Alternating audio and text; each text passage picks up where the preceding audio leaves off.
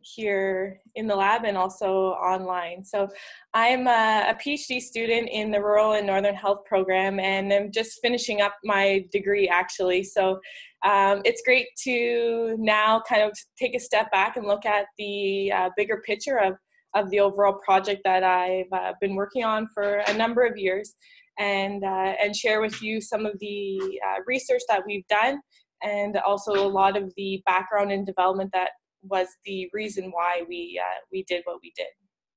So today I'm going to talk about occupational health education interventions, and more specifically in the context of rural and northern industries and organizations that CROSH is targeting. And we're going to look at how we would evaluate them, how we would develop them, and some recommendations and considerations for that. And then also share our occupational health education intervention that we've developed here at CROSH, which is the Vibration Toolkit. So we'll use that as also as an example that we've developed here to provide some recommendations for vibration exposure within the workplace, and how we can continue to improve this area.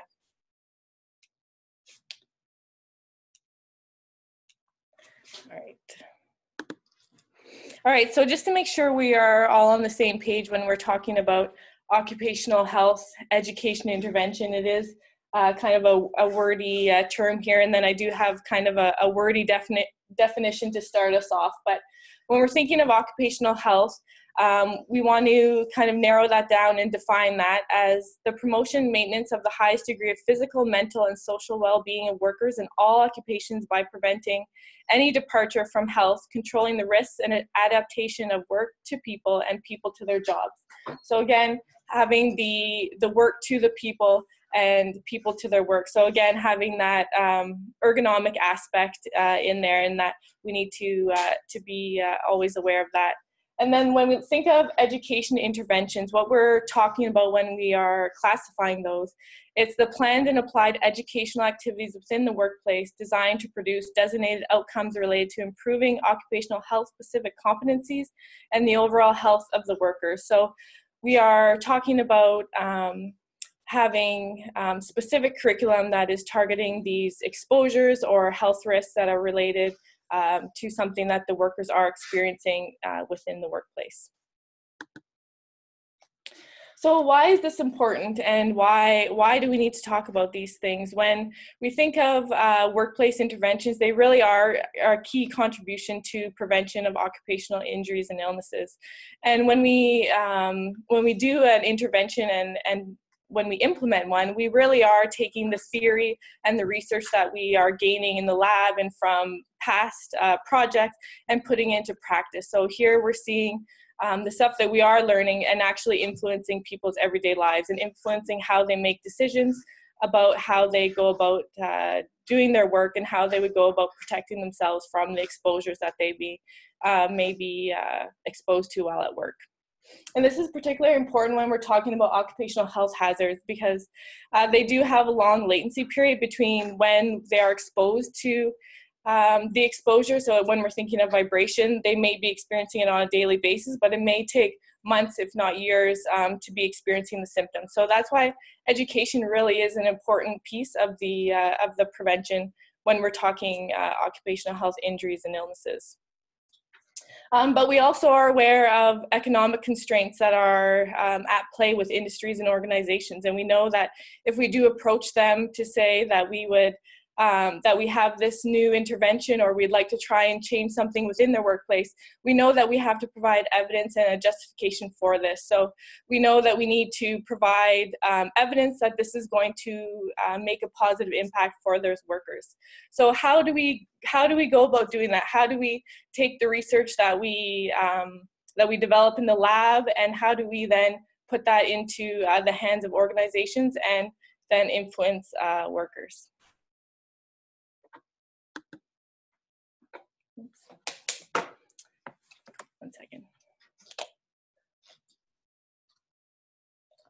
All right, so This was an evaluation framework that we found that was developed by Karenika Murray and Byron back in 2015, and what they want to do was they want to deconstruct elements of intervention and look at understanding intervention from a broader perspective of why and how it works. So not just did it work, did they achieve the outcomes that they wanted for the workers, but getting a greater understanding of the surrounding context with which the intervention either succeeded or failed to then better produce results going forward. So they break it down into 4 pillars. Number 1 being the content of the intervention.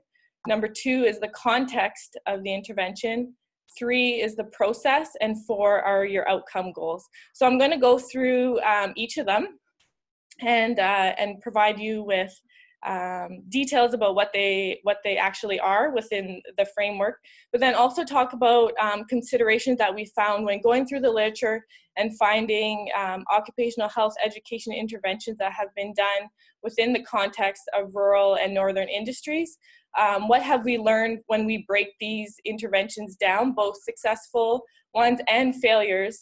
When we break it down by these pillars, what can we learn from them? And then what can we take going forward when we are developing either our own here at CROSH or what others within the industry are able to also take away from this and hopefully, again, improve their own programming and educational content and materials that they're also providing for their workers. All right, so the first one is content, which are the activities that actually make up the intervention. So this is the actual education curriculum, and we're dealing with the materials and deciding on what the delivery method will be. So often we see in the literature that that companies or researchers go about evaluating an occupational health education intervention and actually skip over this part or don't actually give much thought to this part until after when things may have failed, and then going back and realizing that more consideration needed to be done in the actual content and development of the materials beforehand. So we see from I provided a few examples on the side. So we see when we look at our content, we need to look at it from the various perspectives of your workforce. So one example was that younger workers use the hearing protection less often. So when you're looking at your content, you need to make sure that you're reaching the broad demographic variables that would be within your organization. So if you have younger or older workers, depending on gender, depending on literacy levels, these would all be things that you need to consider when you're developing the actual content material. Or if when you are taking content material from existing education programs, this is also important to look at it from understanding, is this program actually going to meet the needs of your own workers? Also for researchers to provide a detailed description of the material and samples if possible. So we see when we do go through the literature, when we're trying to evaluate whether or not an education intervention worked or not, we get a small description of what was actually delivered or what was actually presented for the workers. So it is helpful to be able to share as much information as possible when either presenting your findings on it or sharing your resources. Another one is tailoring your messaging to the readiness of change to your workers. So this goes kind of to the next point also of understanding the attitude of your workers and where they are, but you do need to have, this is why we often do baseline surveys or a needs assessment to start the intervention, or to make sure that the individuals within the intervention are even ready to make a change or ready to learn something new. And also another consideration is to have develop the content collaboratively whenever possible. So any materials, presentations, questionnaires, interviews, always work best that we've seen within the literature and from our own experience here at CROSH, when they're developed together with the union, the workplace, and the researcher and the workers all involved, in order to make sure that the content is going to be delivered in a way that is going to, again, meet the needs of the workplace. All right, so for our second one, context, this is the aspects of the environment that may help or constrain your outcome variables, or again, what you're trying to achieve by doing your education intervention. And we break this down into the broader context of the larger, social political factors that are happening, as well as the localized context during the intervention. So this would be happening within the organization that you are doing the intervention. So considerations for this would be when you're conducting research within industry, being aware of the cyclical nature of many industries in northern rural communities, often have a boom bust cycles, and depending on where they are, if prices of the of the metals are good or bad, this may influence the timing with which you could implement your intervention within the organization, and then again influence the later outcomes. Also, the support of senior managers and the advisory councils, if possible, within the organizations.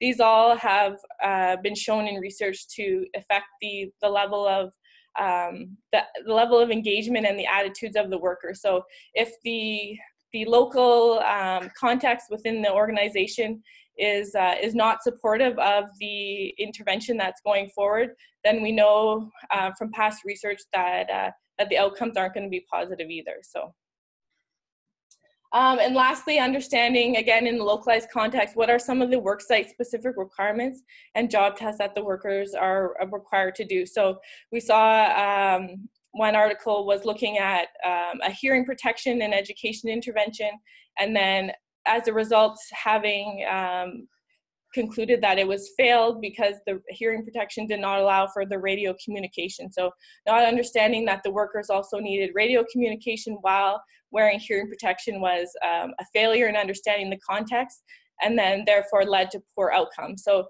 it's not that there's not other things that we can learn or other positive and successful things of that intervention, but that one thing led to a failure, and it's how can we piece that back all together and again learn from that experience and move forward. So when we think of now Northern Ontario and what the context is for us, we have a population of roughly 800,000 or almost 900,000, and we define the northern region as outlined by the Local Health Integration Network, and we encompass the northeastern and the northwestern LHIN. With respect to rurality, we define that as a population with less than 30,000 or more than 30 minutes away travel time from an urban center. So when we're classifying our articles, when we're going through the literature, that's how we go about it. And then also, so within the northwestern and northeastern LHIN, we have 16.4% of the population are Francophone and 14.1% Indigenous. So again, when you're developing your content, you need to make sure that you are providing it in the appropriate languages to ensure that all your workers are understanding the information and being protected.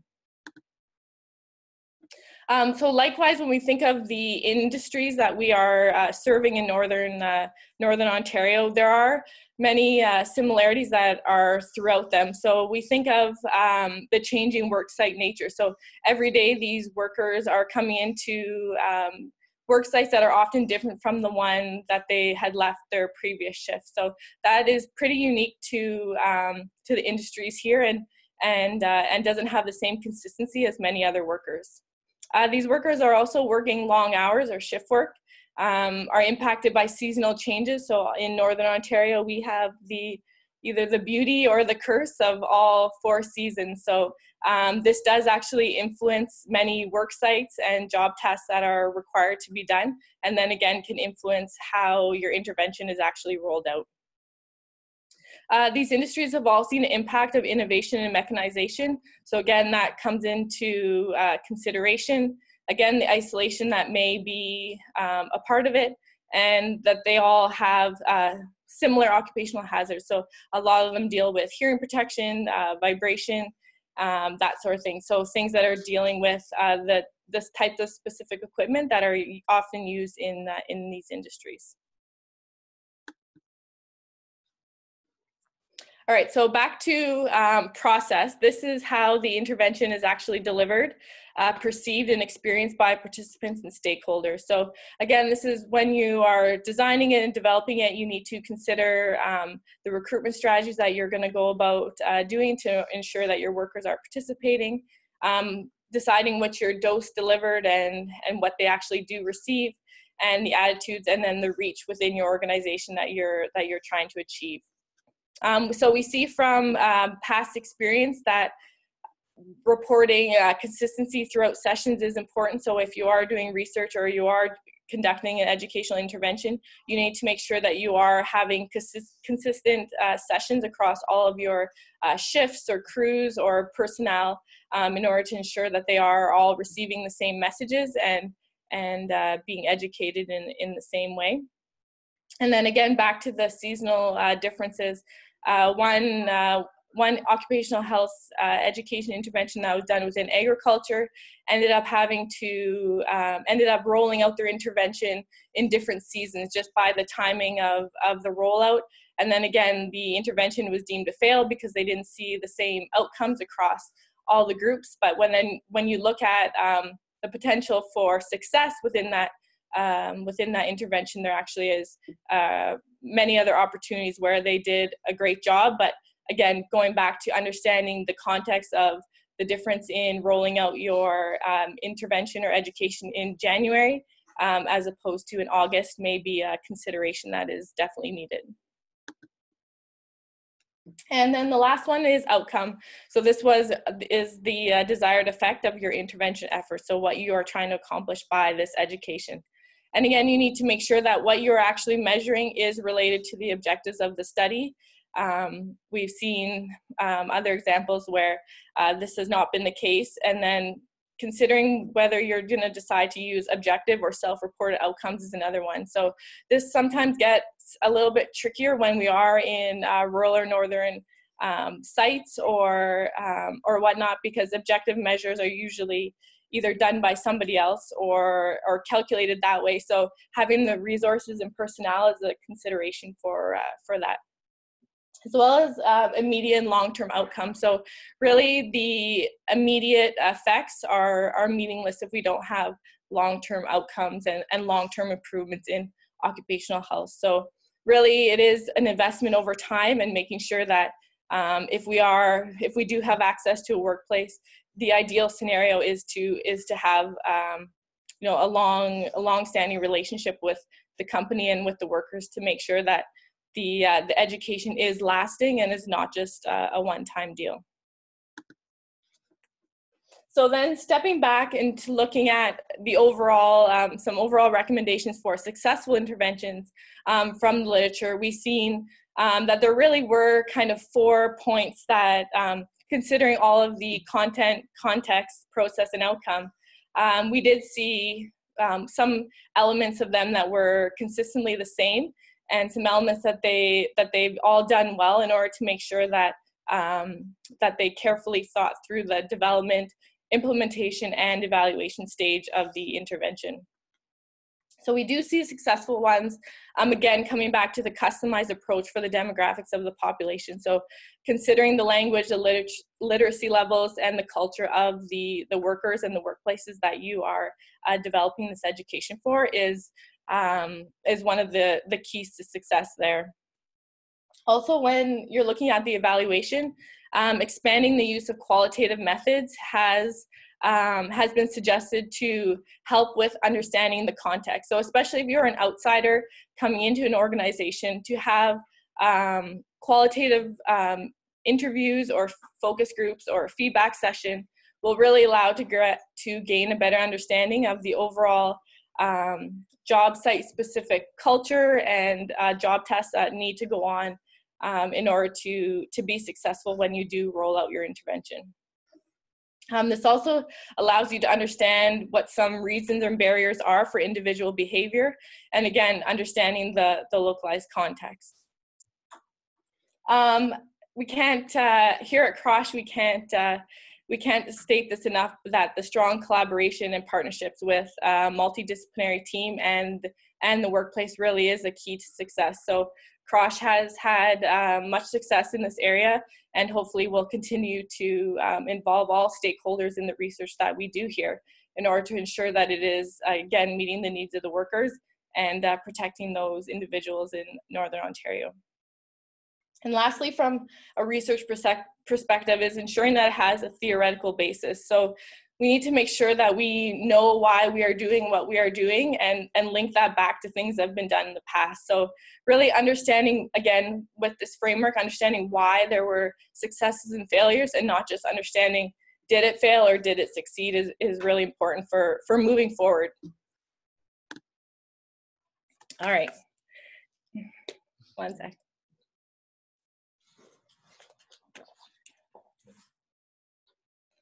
All right, so now on to the CROSH example of an occupational health education intervention that was developed as part of my PhD dissertation, was to develop an education resource for looking at vibration exposure within the mining industry. So back when I did my master's, we did measurements for whole body foot transmitted vibration, and we see that workers are at risk for exposure in Northern Ontario. And then when we did a scan of the available education resources currently, we saw that there was a gap in what workers are receiving in this area. So we want to design an occupational health education intervention, again, developed based on the principles that we just discussed, and then implement it within a mining company, and then hopefully improve our knowledge around vibration exposure. So our research question was, what was the effectiveness of an occupational health education intervention, so the Vibration Toolkit, on the knowledge, attitude, and behavior beliefs of workers in the mining industry?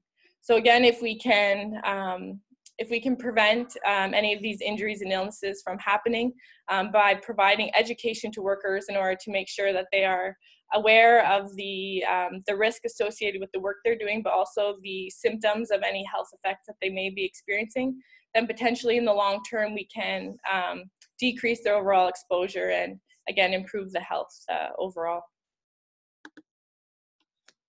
So we did a 5-month intervention. We did baseline surveys at month 1, where we assessed their knowledge, attitudes, behavior beliefs, and discomfort scores. So we also did a worker history and health history as well. And then we rolled out our intervention over 3 months, doing a safety topic for each of the 3 types of exposures that are commonly seen in mining. So whole body vibration, hand-arm vibration, and foot transmitted vibration, and then did our follow-up surveys a month afterwards. So we know that the outcome measures are tight to our education, but again, hopefully this will be a longer term assessment and potentially lead to long-term gains. So what is the Vibration Toolkit? Well, it's a comprehensive evidence-based program focused on vibration exposure, and at the moment is geared to the mining industry. So we base it on 5 pillars to educate the workers on the potential risk factors that may exist within the workplace and the symptoms that are associated with that. We want to also engage the workers. So how can we create dialogue between the workers and the supervisors and managers to make sure that this is a topic that they are able to discuss? We want to reinforce our messaging by having posters and whatnot to make sure that they are continually aware and reminded that this is an important thing to be aware of. And then we want to evaluate it and then control. So how can we then evaluate any changes that we've made, and then lead to how can we control vibration within the workplace. So when I now then break down the content that we provided for our education, we had evidence-based content for each type of exposure. So based on past occupational health education interventions that have been done regarding vibration, we took that and tailored that to the company and the specific mining equipment that the workers are exposed to. And we did develop this in consultation with the organization that we were working. So again, was very tailored to the specific needs of our partner. And then this content we also tailored to fit within their existing structure. So they wanted a 30-minute safety meeting, which was no problem. We had hazard identification cards, which were check cards to assess vibration risk within their actual workplace. And then again, we had the posters to reinforce. And even simple things for the posters was tailoring the size to the bulletin boards to where they wanted to have these located, making sure that they were waterproof, are all ways that you really do need to ensure and think about the content that you are developing to make sure that you don't fail right from the start. An optional component that we did have as part of the Vibration Toolkit, but did not actually have rolled out within this intervention. Again, as part of the tailoring, this was not one aspect that they wanted to include at this time, but would be available for future studies. Is the whole body vibration app on the iPod. So again, this would be used as an education tool that could be either given to workers or the Occupational Health and Safety Department to use to assess the vibration levels within the workplace. And then you can also use that if you do design control strategies. It would have a quick before and after to just see if the workers' vibration exposure actually decreased or not. So for our context, we had, again, was in Northern Ontario and was an international mining company that had local mine sites. So we, again, in our tailoring and from our baseline survey, we were able to get the demographics of the potential participants and then ensure that our content and how we were thinking of implementing the intervention was actually going to meet the needs of the organization. So again, going back to our process, thinking of how we went about implementing it, we did recruit participants and had them complete the education sessions at the start of their shift. So the organization was able to allow us time to reach the workers when the most are congregated in one area. So that was, again, really helpful to ensure that we were getting the broadest sample possible within the workplace. We decided that we would do the one session each month for 3 months, and that would be 30 minutes of education time, which again was in consultation with the organization. And we attempted to keep it consistent sessions across all crews. So we had multiple members of the research team that did deliver the education content, but we did try and keep it the same across each of the crews so that, again, they were receiving consistent messaging.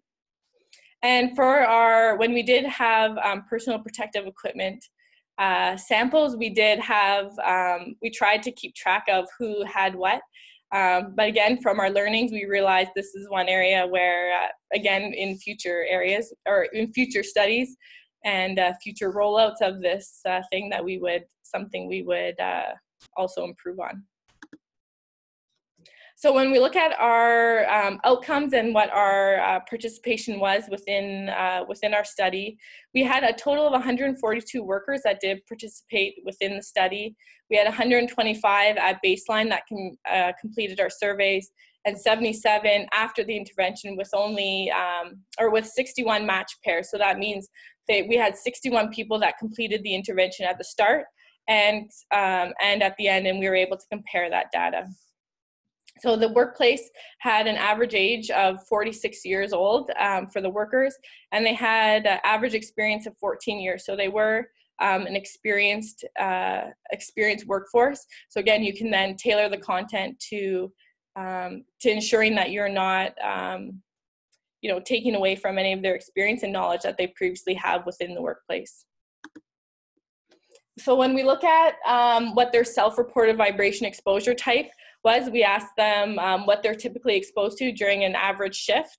And we can see that the majority of people do respond that they are exposed to the hand-arm vibration, whole body vibration, and foot transmitted vibration while performing their regular tasks throughout the day. So again, this is why it's important to make sure that that your education is encompassing what the exposures actually are. So when we did look for content within occupational health and safety, we saw that there really was information lacking around foot transmitted vibration. So again, making sure that you're covering all of your hazards and that your education programs are including what your workers are being exposed to.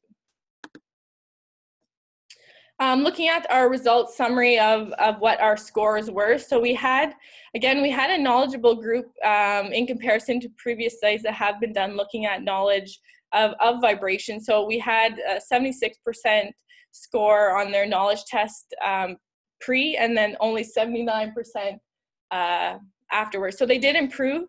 Again, once you're knowledgeable, it may be harder to improve more, and potentially looking back now, the true and false questions may have accounted for this as well. We did see overall positive attitudes. So we had, when we did measure it, we had, again, 92 and 93% pre and post for having indicate that they do have a positive attitude towards their work and safe behaviors related to vibration. But we did see an increase in their score there. And then our significant increase was with our positive behavior beliefs. So we had 70% workers before the intervention say that they had a positive outlook on if they decide to make a safe choice or a safe behavior, that this will then result in a decrease in their vibration exposure. So we did see improvement in there, and by educating them on what those potential safe behaviors are and choices that they can make, again, this is why we believe that we're seeing an increase there. So when we do look at our 61 match sample of their change in scores from pre and post doing a t-test, we see, again, the knowledge and attitude scores improved, but we're not statistically significant. But our behavior beliefs did show statistically significant improvement from our pre and post. So we were successful improving workers' ability to believe that their positive and safe behaviors will lead to a better outcome related to vibration. When we look at how these measures are related, so we did a Pearson's correlation to see what the relationships were between the scores. So we see that if you had a high pre-knowledge, that you would then, again, you would have a higher post-knowledge, and then same with attitude. So if you had a more positive attitude before, then you continued on that positive trajectory to then have an even positive or more positive attitude following that. So that was good to see. Then we also saw that pre-attitudes were also related to pre-behavior. So again, that's something that we would have expected, knowing that your attitudes often do influence how you do behave. So we saw that the attitudes, both pre and post, are related to the behaviors. What's interesting also is that although it's just still a moderate correlation, but the pre-attitude, so the attitude of the worker before the intervention, was correlated with their post behavior. So again, we're seeing the importance of understanding the workers and understanding the context of the organization, because we see that the attitude of the worker is playing a role here. Just to provide quickly some, just the discomfort ratings that we did see related to vibration. So we did see the highest rating within the lower back related to whole body vibration, and most did respond with a moderate discomfort. But breaking that down even further, we did see that 39% responded to be severe, very severe discomfort there. So again, with not truly targeting discomfort within this intervention, but definitely using these results going forward into how we can now target areas that the workers are saying are a concern to them. And then we had the lowest rating was the right elbow. All right, so going forward, where are we going from here? So we would, here at CROSH, we would really like to expand the vibration education content beyond mining and reach some of the other northern rural industries that are also influenced by vibration exposure. So forestry, construction, transportation, agriculture would all be areas that would have workers that would benefit from this education material once it would be tailored to the specific equipment and exposures that they would be exposed to. Further, we are hoping to, again, build on this, and CROSH is going to be developing knowledge transfer kits. So going beyond vibration, but also looking at line of sight and fatigue. So again, how can we continue to help our partners and the industries that CROSH serves to educate the workers on the hazards that they are being exposed to. So there's the contact information there for myself and CROSH in general. If you have any questions or feedback, I'd be happy to answer now or later.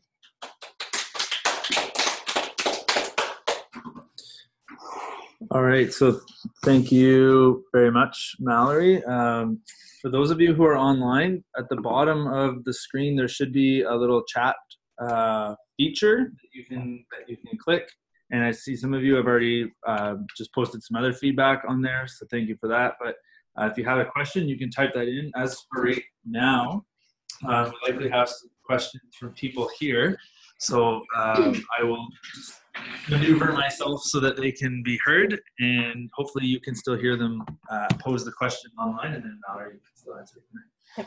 Thank you, Mallorie, for your presentation. I found the first part quite interesting as well, in terms of reminding us all about the importance of that content and context.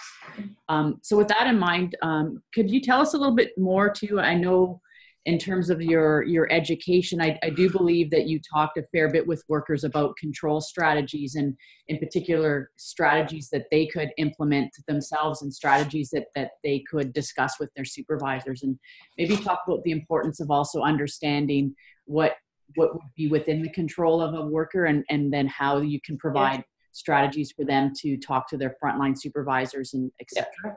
Yeah, so that's a great point. So especially related to vibration, that is very, very important, because there is, when you are providing education to the workers, you also need to, it's also a careful consideration that you're not putting the entire responsibility on the worker in that case, where you really do need to make sure that the whole organization is involved in this. So with respect to vibration, when we do provide our education, we really try to make sure that there are managers within the room, there are occupational health and safety department individuals also involved in all of the education as well, so that they are receiving the same training. But when we think of vibration, we do provide the education for the strategies that they are able to do. So whether it's driving slower, whether it's taking breaks, whether it's stretching, whether it's wearing the personal protective equipment.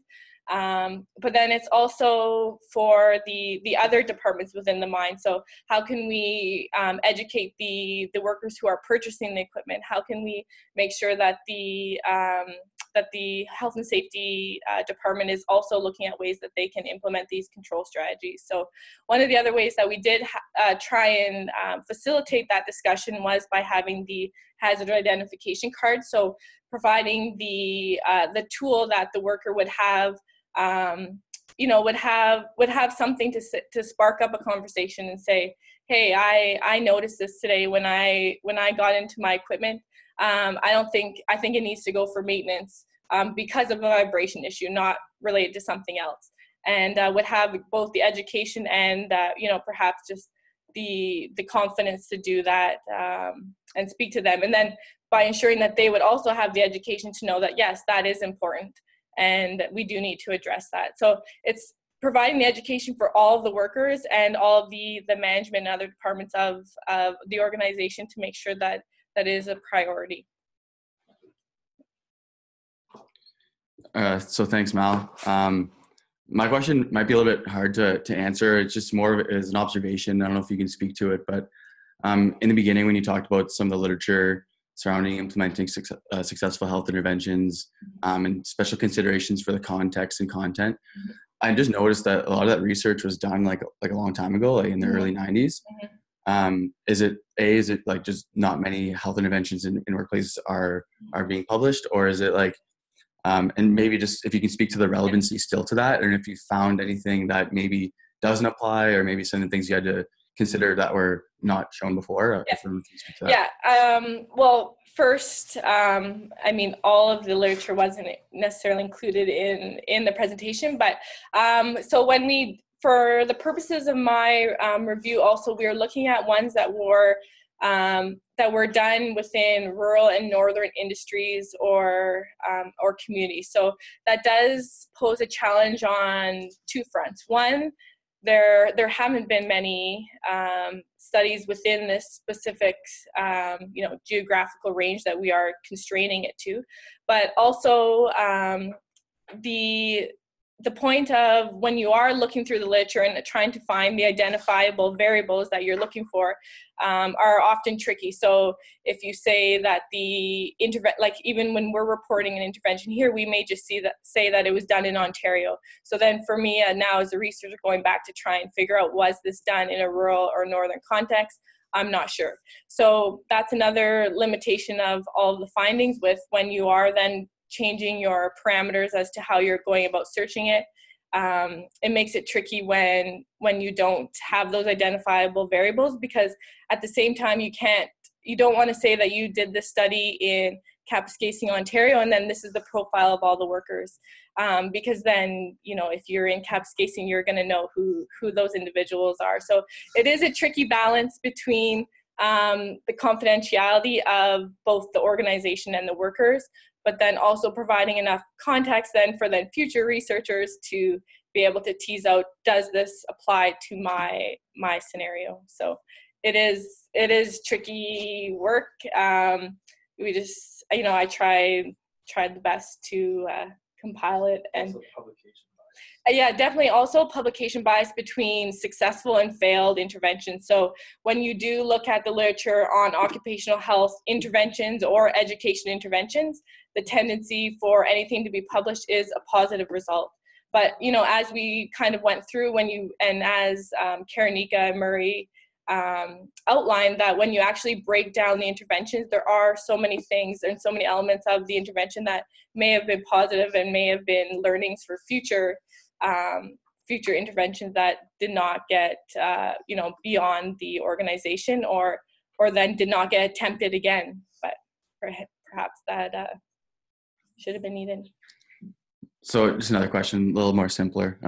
But basically, I know you spoke about the challenges of PPE and giving it out to some workers. Yeah. Were there so that was one challenge, but were there some parts of the intervention you think that worked really well in improving knowledge or like had really good feedback compared to others? Like, so we did have a qualitative component of this intervention, which again, I didn't present all the findings today, but we did have, we had all extremely positive feedback from our intervention.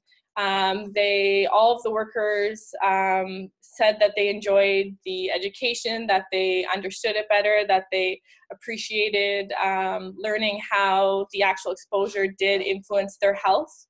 But then again, when we looked at barriers, we did ask them, what would be some barriers that you would have within your organization. So some were organization specific, but some were more broad to, the price of personal protective equipment and whether or not the company provides that or doesn't provide that. Were all other issues that they had said, influence whether they would then take that step to protect themselves or not. So something as maybe small or big as cost for that did seem to come out within the barriers. Perfect. So thank you very much. Mallorie, just being mindful of the time, we were up on 1 o'clock, our designated end time. Mallorie's information is there on the screen. And as always, the webinars will be archived on our website for those of you who are still with us online and here in the room. And so you can always share that with any of your contacts or reach out to Mallorie directly And so that's the end of this one. If you want to just click to the next one, just to foreshadow, I suppose next month our webinar will be on April 26th.